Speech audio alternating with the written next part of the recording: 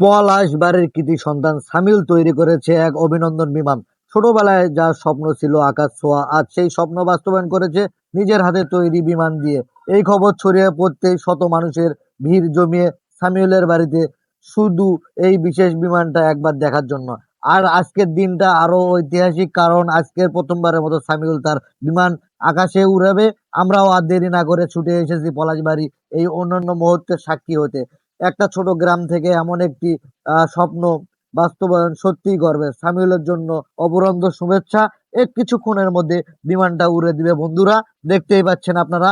এখন বিমানটা ছেড়ে দিবে, উপভোগ করুন সামিউলের আবিষ্কৃত বিমানের।